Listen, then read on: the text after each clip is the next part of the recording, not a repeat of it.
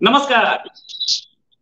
हमारे external affairs minister ने बोला कि इंडिया नीटो प्लस ज्वाइन करने नहीं जा रहा है। ये खबर अपने आप में बड़ी कि नीटो प्लस ज्वाइन नहीं करेगा तो क्यों नहीं करेगा। नीटो एक अच्छा अम्ब्रेला है। और दूसरी चीज कि इंडिया को मिलेगा जी का इंजन, यानी कि मेक इन इंडिया इंजन जी का यहीं पे बना हुआ। और हमारे तेजस में तेजस के साथ एम का में भी लगेगा। कितनी बड़ी अचीवमेंट होगी है। इसी में बात करने के लिए हमारे साथ नीरज राजपूत, जो कि फाइनल असॉल्ट जो एक यूट्यूब चैनल है उसके एडिटर इन चीफ है। नीरज जी, बहुत बहुत स्वागत है आपका हमारे शो में। नीरज जी, पहली चीज थैंक यू रोहित भाई। ये जीई का इंजन कितनी बड़ी अचीवमेंट होगी। बिल्कुल रोहित भाई, अगर ये क्योंकि प्रधानमंत्री मोदी जा रहे हैं, 22 जून को कार्यक्रम है उनका व्हाइट हाउस में। अगर ये डील हो जाती है तो मैं ये बताने जा रहा हूँ कि ये सबसे बड़ी डील, मेगा डील, जो वाकई में कहते हैं मेगा डील, ये होगी। और ये क्यों होगी मैं ये आपको बता सकता हूँ। देखिए, दुनिया भर में जो बहुत सारे देश हैं, बहुत सारी कंपनीज है, एविएशन कंपनीज हैं, जो कि फाइटर जेट्स बनाती हैं, ट्रांसपोर्ट एयरक्राफ्ट बनाती हैं, सिविल एयरक्राफ्ट, कमर्शियल एयरक्राफ्ट, ये सब बनाती हैं, हेलीकॉप्टर्स बनाती हैं। लेकिन दुनिया में चुनिंदा देश है जो मैं उंगलियों पे गिनवा सकता हूँ, और उनकी चुनिंदा चुनिंदा ही कंपनियां हैं जो एविएशन इंजन बनाती हैं, जो एयरक्राफ्ट इंजन बना सकती हैं। ये माना जाता है कि एयरक्राफ्ट का इंजन का डिजाइन जो है, डेवलप करना, वो किसी एयरक्राफ्ट के डिजाइन से सबसे ज्यादा, सबसे भी मुश्किल काम होता है। तो अब आप ये लगा सकते हो, मैं उंगलियों पे गिनवा देता हूँ कौन कौन सी बड़ी कंपनियां। सिर्फ अमेरिका की जीई कंपनी, फ्रांस की साफरान, इंग्लैंड की रोल्स रॉयस, और आपकी रशिया की कंट्री, रशिया की है एक दो कंपनीज, ये बनाती है सिर्फ एयरक्राफ्ट इंजन। बाकी तो आपको पता है कितनी कंपनीज हैं जो कि एयरक्राफ्ट बना सकती है। तो अगर ये जी। पैटर्न विटनी भी है, एक पैटर्न विटनी भी है, रेथेल वाली, पांच है, है ना। तो ये प्रैटन विटनी शायद हम यूज नहीं करते हैं। और पता नहीं प्रैटन विटनी इसमें कितना फेमस क्यों नहीं है। लेकिन अगर मैं बात करूं तो इंडियन इंडिया का बनेगा तो क्या उससे उससे चमत्कार क्या होने वाला है, मतलब हमें क्या मिलने वाला है। देखिए रोहित भाई, सबसे बड़ी बात तो ये, जैसे मैंने बताया कि अगर एयरक्राफ्ट इंजन आप अपने देश में बनाते हैं तो आप एविएशन की जो मार्केट है, इंडस्ट्री है, उसके लीडर बन जाते हैं। तो कोई कंट्री आपको देता नहीं है, आपके यहाँ पर क्या करते हैं, असेंबलिंग कर सकते हैं। लेकिन क्योंकि ये माना जा रहा है कि ट्रांसफर ऑफ टेक्नोलॉजी हो रही है, जीई कंपनी जो है वो ट्रांसफर ऑफ टेक्नोलॉजी एचएएल को दे देगी इस हम्म, एयरक्राफ्ट इंजन बनाने की, जैसा कि हम लोग जानते हैं। तो ये हमारी देश के लिए आने वाले समय में सब, जो आने वाले दशक हैं, उनमें भारत जो है अपने इंजन खुद बनाएगा। और अभी तो सिर्फ हम लोग एलसीए तेजस मार्क टू की बात कर रहे हैं। एम का जैसे आपने बताया, उसके लिए होगा। टेडबेफ जो twin engine deck based fighter है, भारतीय नौसेना के लिए जो बनने जा रहा है, बन रहा है जो, उसके उसमें भी इंजन उसी का ही लगेगा। अभी तो 414 है, आप देखेंगे कि आगे कौन सा इंजन डेवलप करते हैं वो। इसके अलावा अगर जरूरत पड़ती है तो हो सकता है कि वो सिविल एयरक्राफ्ट के लिए भी बनाने लगे इंजन। तो ये अपने आप में बड़ी बात होगी कि भारत में जो है ये अब एयरक्राफ्ट के इंजन बनने शुरू हो जाएंगे। और ये माना जा रहा है लगभग डील जो है पक्की है। और ये एयरक्राफ्ट के इंजन इंडिया में ही बनेंगे, मेक इन इंडिया के तहत बनेंगे। जीई कंपनी ने सरकार को, यानी कि यूएस गवर्नमेंट को दिया था, यूएस गवर्नमेंट ने अब अपनी संसद को, जो कांग्रेस है उनकी, वहां पर उसको पास करने के लिए भेज दिया, और लगभग पास हो जाएगा। राइट। अच्छा अच्छा, ये जो इंडियन बनेगा, ठीक है। हम लोग अपना इंडियन बनाएंगे, अपने पास बनेगा। क्या एमका में अपना इंजन लगा तो क्या वो वर्ल्ड क्लास टेक्नोलॉजी के साथ हम उसे एक्सपोर्ट कर पाएंगे, ये अलाउ करेगा। देखिए, ये अभी इस पर बात नहीं हुई है, लेकिन मुझे जो लगता है, क्योंकि अगर आप इंडिया में बना रहे हैं तो आपको उसमें दिक्कत नहीं होनी चाहिए। और अमेरिका इस बात के लिए लगभग तैयार है कि आप एमका में भी ये इंजन लगाएंगे, टेडबेब में भी लगाएंगे, मार्क टू में भी लगाएंगे। और इंडिया पहले ही कह चुका है कि हम एलसीए को हम लोग एक्सपोर्ट करेंगे। तो एलसीए, यानी कि एलसीए मार्क वन हो, मार्क टू हो, या उनका प्रोटोटाइप हो, वो उसमें कोई दिक्कत मुझे नहीं लगता कि होनी चाहिए। और ये एक्सपोर्ट भारत करेगा ही, अपने मित्र देशों को करेगा ही। और ये इंजन यहाँ बनेगा। एक बात और रोहित भाई, मैं आपको बता दूं कि एलसीए से पहले भारत ने 60 के दशक में अपना एक फाइटर बनाया था, मारुत जिसका नाम था। मारुत जो था बहुत अच्छा एयरक्राफ्ट था, काफी कंट्रीज ने उसमें दिलचस्पी दिखाई थी, लेकिन वो प्रोजेक्ट फेल हो गया था। प्रोजेक्ट फेल इसलिए हुआ क्योंकि उसका इंजन भारत में नहीं बनता था। तो इसीलिए भारत को ये लगता है कि एलसीए प्रोजेक्ट भी कहीं इसी तरह से रुक ना जाए, क्योंकि आजकल की जो जियोपॉलिटिक्स हो रही है उसमें कुछ भी समीकरण बदल सकते हैं, कभी भी बदल सकते हैं। रूस यूक्रेन युद्ध ने दिखा दिया कि किस तरह से आपके जो सप्लाई लाइन है उस पर किस तरह का इफेक्ट पड़ सकता है। तो किसी कंपनी से आप इंजन ले रहे हैं, कल उसके खिलाफ सैंक्शन लग गया, आपको मिलेगा नहीं आपके प्रोजेक्ट का, आपकी एयरक्राफ्ट क्या करें। और ये आप ये भी रोहित भाई ये समझ लेना चाहिए, लोगों को लगता है कि 100, 100 या 90 जो एलसीए मार्क हुए सिर्फ ये 90 इंजन, नहीं ऐसा नहीं है।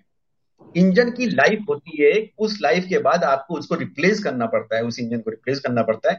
इसलिए आपको बहुत ज्यादा नंबर ऑफ इंजन की जरूरत पड़ती है।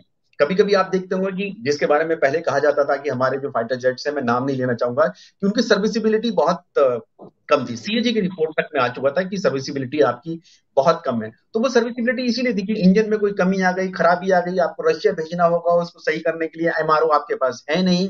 लेकिन यहां पर जो होगा सब कुछ यहीं पर इंडिया में होगा, आपका इंजन भी यहीं पर बनेगा, ट्रांसफर ऑफ टेक्नोलॉजी भी आपके पास आएगी, आपके इंजीनियर्स को भी पता चलेगा कि किस तरह से एयरक्राफ्ट इंजन बनता है। कावेरी इंजन इतने 2-3 दशक से जो बन नहीं पा रहा था, वो भी शायद हो सकता है बनने की दिशा में अब काम हो, या फिर इस वो प्रोजेक्ट छोड़ के इस पे ही शुरू हो जाए, अभी इस पर साफ नहीं है। वो हो जाएगा, एमआरओ आपके पास हो गई, आप रिपेयर भी करेंगे, मेंटेनेंस भी करेंगे, सारी चीज ओवरहोलिंग भी आप यहीं पर करेंगे। और आने वाले समय में, क्योंकि एक फाइटर एयरक्राफ्ट की हम लोग जानते हैं कि एक लाइफ जो है 30-40 साल होती है, तो उसको इंजन की रिप्लेस करनी पड़ती है, रिफिट करना पड़ता है उसको। तो उसके लिए भी ये इंजन होंगे, बनेंगे, यानी बड़ी संख्या में जो है ये एयरक्राफ्ट इंजन यहाँ पर बनेंगे। अच्छा, अगर इंजन की बात करें तो ये कावेरी इंजन जो हमारा गैस बेस्ड इंजन है, ये कहाँ यूज होगा? बिल्कुल, ये अभी इस पे थोड़ा सस्पेंस है कि क्या वाकई में वो पैरेलल प्रोजेक्ट चलता रहेगा। तो डीआरडीओ का प्रोजेक्ट है कावेरी, तो वो चलता रहेगा, या अब जब ये जीई 414 आ रहा है या दूसरे इंजन भी अगर ट्रांसफर टेक्नोलॉजी होती है, तो क्या हम उसको बनाते रहेंगे, उस इंजन को बनाएंगे। लेकिन मुझे जो लगता है कि आपको इंडिपेंडेंट अपना चलते रहना चाहिए, कावेरी वाला प्रोजेक्ट भी चलते रहना चाहिए, कि अगर वो सक्सेसफुल हो जाता है तो हम लोग उसको भी इस्तेमाल कर सकते हैं। जैसे कि हम लोग जानते हैं रशिया में 2-2 कंपनीज हैं जो कि इंजन बनाती है, क्राफ्ट इंजन बनाती है। ओके, तो कावेरी इंजन भी चल रहा है, साथ में हम दूसरा भी बना रहे हैं। अच्छा, आज एक खबर और आई, सुखोई 30 MKI 8 घंटे का लगातार इंडियन ओशन के ऊपर फ्लाइट भरी। अच्छा, ये 8 घंटे लगातार भर के हम क्या प्रैक्टिस करना चाह रहे हैं? क्योंकि इसको एवियन रिक्रूटिंग ली, वो चलता रहा 8 घंटे लगातार चलना बड़ी बात होती है, पायलट भी थक जाते हैं। ये प्रैक्टिस किस चीज में लीड कर सकती है? मैं आपको बताता हूँ कि ये दरअसल क्या है, देखिए अभी ये आज सुखोई वाला था, जो सुखोई वाला आया 3-4 दिन पहले, रफाल जो एयरफोर्स के जो रफाल है, 36 रफाल जो है, उन्होंने भी फ्लाई किया था। उन्होंने भी अच्छा, एक टैक्टिकल फ्लाइंग करी थी, उन्होंने दिखाने के लिए डेमोन्स्ट्रेट किया था। ये सेकंड फ्लाइंग है पिछले 3-4 दिन में, मतलब एक हफ्ते में हो सकते हैं। तो ये फ्लाइंग करके उन्होंने दिखाया। देखिए अभी क्या है, नेवी के जो एयरक्राफ्ट कैरियर बन के तैयार हो चुके हैं, एयरक्राफ्ट उसके नेवी के पास भी अपने जो है वो फाइटर जेट है, जो MiG-29K जिसे हम लोग बोलते हैं, ब्लैक पैंथर, वो भी है उनके पास। लेकिन अब क्योंकि विक्रांत बन गया है, तो उनको भी मरीन वर्जन चाहिए उनको फाइटर जेट्स का, जो कि डेक बेस्ड एयरक्राफ्ट हो। तो उसके लिए हम रफाल एम की बात कर रहे हैं। लेकिन ये एयरफोर्स क्या होता है, क्योंकि नेवल एविएशन बाद में आया, नेवी का एविएशन बाद में आया, एयरफोर्स ही पहले काम करती थी ना सारा आसमान में, चाहे वो समंदर हो, चाहे जमीन हो, कहीं पर भी हो। तो वो आसमान पे जो है फ्लाइंग वो करते थे। हालांकि भारतीय वायुसेना के पास भी जैगुआर है, वो माना जाता है मैरीटाइम एयरक्राफ्ट है वो। लेकिन अब क्योंकि एयरफोर्स ने कहा कि हमारा नेवल एविएशन अलग बनता जा रहा है, हम अपनी एविएशन खड़ा करना चाहते हैं, 2 एयरक्राफ्ट कैरियर आपके पास पहले से ही है, तीसरे की भी आप तैयारी कर रहे हैं, प्लानिंग कर रहे हैं उसकी, तो आपको चाहिए। लेकिन एयरफोर्स ने कहा कि हमारा जो एयर पावर वाली जो रोल है, वो एयरफोर्स के पास ही, और एयरफोर्स के पास इस तरह के फाइटर जेट्स हैं जो कि समंदर में भी ऑपरेट कर सकते हैं। मैं आपको बता दूं कि जो नील आर्मस्ट्रांग थे, रोहित भाई, वो एक नेवल एविएटर थे। और उनसे जब पूछा गया था कि दुनिया में सबसे मुश्किल काम पृथ्वी पे क्या है, तो उसने कहा कि समंदर में एयरक्राफ्ट को उड़ाना सबसे मुश्किल काम उन्होंने बताया था। वो इसलिए बताया था क्योंकि समुद्र में आपको कुछ पता नहीं होता, कहां पर आपको लैंड करना है, कहां पर आपको फ्लाई करना है, किस जगह पे एयरक्राफ्ट कैरियर पर आपको लैंड करना है, ये सब चीजें बहुत मुश्किल होती हैं। तो इसीलिए एयरफोर्स ने भी दिखाने की कोशिश की और बताया कि हम लोग भी, वो तो आते रहेंगे, रफाल मरीन आते रहेंगे, MiG-29 के हैं ही हमारे, हमारे पास जो है मैरीटाइम कैपेबिलिटी भी है हमारी, जो फाइटर जेट्स के पास है, जो कि हम उस पर उड़ान भर सकते हैं, जरूरत पड़ने पर इनका इस्तेमाल भी किया जा सकता है। ये नहीं कि अगर समंदर में कोई ऑपरेशन हो रहा है, कोई जरूरत पड़ रही है, तो सिर्फ नेवी ही जाएगी, नेवी के ही MiG-29 के जाएंगे, नेवी के ही जो एलसीए नेवी बन रहे हैं, या फिर जो रफाल मरीन या फिर F-18 जिसकी बात कर रही है, सुपर हॉर्नेट की बात चल रही है, सिर्फ वही जा सकते हैं। जरूरत पड़ने पर ये वाले फाइटर एयरक्राफ्ट, जो कि सुखोई, जो भारतीय वायुसेना के स्क्वाड्रन है, रफाल है, वो भी उनका इस्तेमाल किया जा सकता है मैरीटाइम ऑपरेशंस के लिए। अच्छा भाई, एक चीज और, क्योंकि आप एक्सपर्ट हैं डिफेंस पे, तो मैं आपसे एक क्वेश्चन थोड़ा सा आउट ऑफ ट्रैक पूछना चाहूंगा। नेटो प्लस इंडिया ज्वाइन नहीं करने जा रहा है, ऐसा एक्सटर्नल अफेयर्स मिनिस्ट्री ने बोला, मिनिस्टर ने बोला। नेटो प्लस ज्वाइन करने से हमें क्या नुकसान है, या नेटो हम नेटो के अम्ब्रेला में आ जाते अच्छा था हमारे लिए, ये मना क्यों कर दिया गया? रोहित भाई, आप ये बताइए कि जो नेटो कंट्रीज है, अगर यूएस को हम थोड़ा अलग कर दें, उसमें जो अधिकतर यूरोपियन कंट्रीज है, सब यूरोपियन राइट। कंट्रीज, उन सबकी मिलकर आर्मी कितनी होगी, स्ट्रेंथ की बात कर रहा हूं। इंग्लैंड की जो टोटल आर्मी है, इंग्लैंड की जो आर्मी है वो 70,000 है, 70,000? Land force. वो मुझे 2 लाख लग रही थी। टोटल 2 लाख है, तीनों अच्छा मिला के। तो अच्छा। 70,000 हमारी एक कोर की बराबर होती है, एक कोर, जो भारतीय राइट। थल सेना की एक कोर की बराबर होती है। तो उनको जरूरत थी, उस वक्त जरूरत थी नाटो की, जब उनको कोल्ड वॉर चल रहा था, तब उनको चाहिए था, सेकंड वर्ल्ड वॉर के बाद उनको कोई अलायंस बनाना था, उनको जरूरत पड़ रही थी, उनके पास आर्मी नहीं थी, तो उन सबने मिलकर बनाया संगठन। अमेरिका बहुत दूर था, तो अमेरिका था, अमेरिका के फोर्सेस को आना था। लेकिन अब जब भारतीय थल सेना तो दुनिया की दूसरी तीसरी सबसे बड़ी सेना है, तो इनके पास तो ऑलरेडी अपने पास इतने इतने रिसोर्सेज हैं, इतना ह्यूमन रिसोर्स है इनके पास है, इनका अपना लॉजिस्टिक इतना बड़ा है, तो इनको क्या जरूरत है नाटो की? नाटो बना हुआ है वहां के लिए, यूरोप के लिए बना है। तो क्या हमारे सैनिक वहां जाएंगे, लड़ने के लिए जाएंगे? किससे लड़ने के लिए जाएंगे? रशिया से। रशिया तो हमारा मित्र है, राइट। हमारा सही टाइम बात। टेस्टेड पार्टनर हमारा रहा है। तो क्या हम उनसे लड़ने के लिए जाएंगे? और दूसरी जरूरत क्या है भारत को? हाँ, भारत ये जरूर, अगर उनको जरूरत पड़ती है कि भाई उनको मदद चाहिए, सैन्य मदद चाहिए, उनको सैनिक की जरूरत है, तो वो अमेरिका के पास है। अमेरिका की भी अपनी टॉप 3 में है, उनकी तो आर्मी है। तो हमें उससे क्या फायदा होगा? और दूसरी बात और है, अगर प्रधानमंत्री मोदी के, आपने ध्यान होगा यूक्रेन की जब प्रेसिडेंट से बातचीत हुई थी अभी जापान में, G7 वाले, उन्होंने क्या कहा था वहां पर कि युद्ध, हालांकि कहा उन्होंने युद्ध के संक्षेप में कहा था कि युद्ध चल रहा है, तो उसको आप राजनीति और आर्थिक परिवेश में क्यों देख रहे हैं आप उसको? कि उनका राजनीति का मतलब ये था कि हम किसके ब्लॉक में हैं, किसके नहीं हैं, हम किसको सपोर्ट करते हैं, इन सब पर नहीं जाना चाहिए मानवता। लेकिन इसका एक एक और इसका एक मतलब ये निकाला जा सकता है कि भारत ने साफ कर दिया है कि हम अब किसी के ब्लॉक में नहीं रहना चाहेंगे, चाहे वो गुटनिरपेक्ष वाला आंदोलन न्याम वाला हो, उसमें भी नहीं रहेंगे, कोल्ड वॉर वाले में, यूएसएसआर वाले ब्लॉक में नहीं रहेंगे, रशिया वाले ब्लॉक में नहीं रहेंगे, हम इस यूएस वाले ब्लॉक में नहीं रहेंगे। भारत जो है अब स्ट्रेटेजिक ऑटोनॉमी पर विश्वास रखता है, यानी कि भारत अपनी डिप्लोमेसी अपनी खुद की तैयार कर रहा है। वो अपने आप को खुद को स्ट्रेटेजिक एक पावर के तौर पर उभरती हुई शक्ति के तौर पर देखता है, जो ना इधर है ना उधर है, अपने नेशनल इंटरेस्ट को देखता है कि हमारा राष्ट्रीय हित क्या है, उसके अकॉर्डिंगली ही उसकी पॉलिसीज बनती है। इसलिए मुझे लगता है कि नाटो में भारत जाने का कोई मतलब बनता नहीं है, नाटो प्लस हो या कुछ भी नाम दे सकते हैं उसको, तो उसमें जाने का कोई मतलब है नहीं। अच्छा, हम लोग के पास अब जो पता लग रहा है कि तेजस MK1 वो उसके टेस्ट हो गए, वीडियो भी दिखा मुझे अभी कल परसों ही कि वो फ्लाई कर रहा है। वो आने के बाद क्या किस किस प्लेन के कंपैरेबल आप उसको मानते हैं? मतलब F-16, F-18 या उससे ऊपर किसके कंपैरेबल मानते हैं सर? रोहित भाई, जो एलसीए है उसके वर्जन कुछ भी हो सकते हैं। मार्क 2 की बात नहीं करेंगे, जो एलसी मार्क 1 है इसकी बात करते हैं। जो ये भारत ने जो तैयार किया सिंगल इंजन एयरक्राफ्ट है, तो भारत ने इस, जैसे कि नाम है लाइट कॉम्बैट एयरक्राफ्ट एलसी है, तो ये लाइट कॉम्बैट एयरक्राफ्ट जो है, ये जो प्रोटोटाइप जो शुरू में बने थे 40 बने थे, उसके बाद ये 83 बन रहे हैं जो अब एलसी मार्क 1 ये है। और ये इसका एडवांस वर्जन, यानी 4.5 जनरेशन ये एयरक्राफ्ट है। हालांकि कुछ लोग इसको 4 जनरेशन भी कहते हैं, लेकिन ये जो एचसीएल का मानना है कि ये 4.5 जनरेशन एयरक्राफ्ट है। और इसका जो कंपैरिजन अगर हम लोग करते हैं, तो वो पाकिस्तान का जो JF-17 है उसके साथ करते हैं, हम लोग करते हैं। और जो साप का ग्रिपन जो फाइटर जेट है उसके साथ कंपैरिजन करते हैं, इसका करते हैं। जो लाइट वाले एयरक्राफ्ट है उनके साथ है। अगर आप कहेंगे कि जैसे आपको याद भी होगा जब रफाल आया था, तो किसी ने कहा था कि रफाल का प्राइस इतना है और तेजस का इतना है, एलसी तेजस है, तो वो कंपैरिजन नहीं रहता है। अगर हम लोग बात करते हैं, कंपैरिजन जब भी करते हैं, तो अपने उस जनरेशन के एयरक्राफ्ट की बात करते हैं। रफाल की अगर करेंगे तो फिर उसके लिए कोई दूसरे एयरक्राफ्ट से आप कंपैरिजन कर सकते हैं। लेकिन इस एलसी का जो, और हम लोगों को, मुझे अच्छे से याद है जब बहरीन में एयर शो हुआ था, 2016 की बात है शायद ये, तो वहां पर LCA तेजस भी गया था, और ये पाकिस्तान का जो चाइनीज वाला जो फाइटर एयरक्राफ्ट इन्होंने बनाया है पाकिस्तान के लिए, ये भी गया था, JF-17 भी गया था। तो ये जब दोनों को फ्लाई करना था तो इसने अपने आप नाम वापस ले लिया था, पाकिस्तान के फाइटर जेट ने अपना। और वो इसलिए किया गया था कि कहीं इसका जो है, क्योंकि वहां पर शायद कुछ डॉग फाइट का को सिमुलेट करना था, तो कहीं ऐसा ना हो कि तेजस के सामने फीका पड़ जाए या तेजस इसको मार ना गिराए।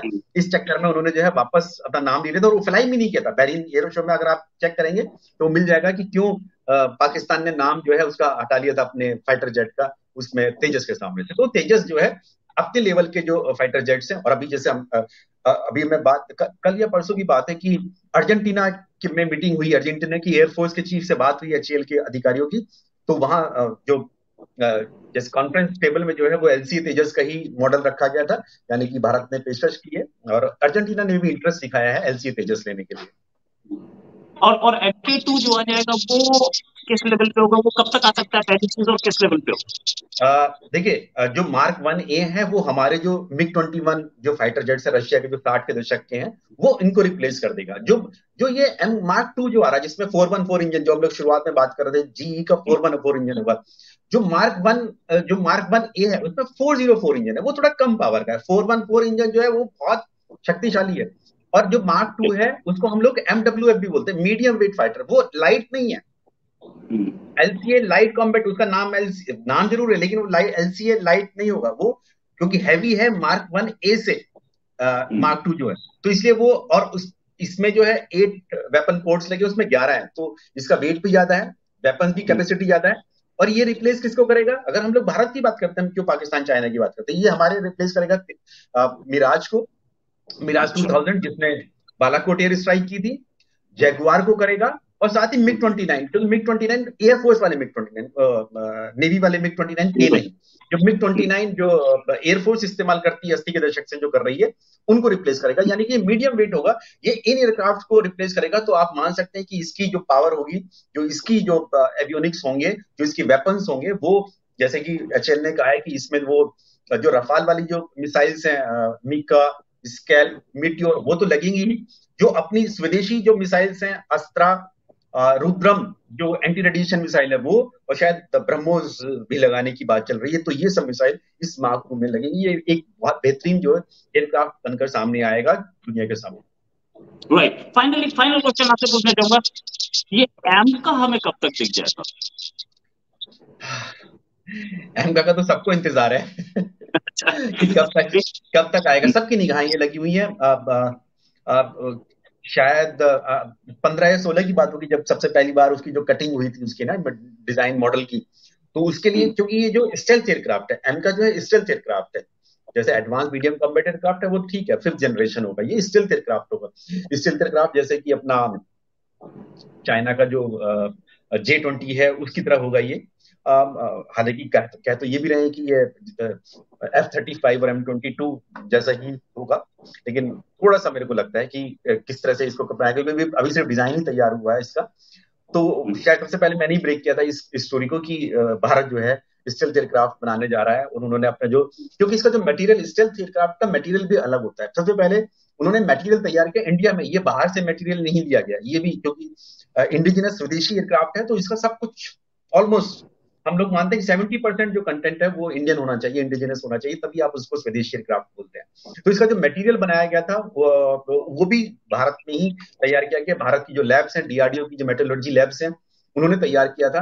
तो हालांकि HAL ने कहा है कि 2030 तक जो है प्रोटोटाइप बनने के लिए तैयार करने की तैयारी चल रही है इसकी।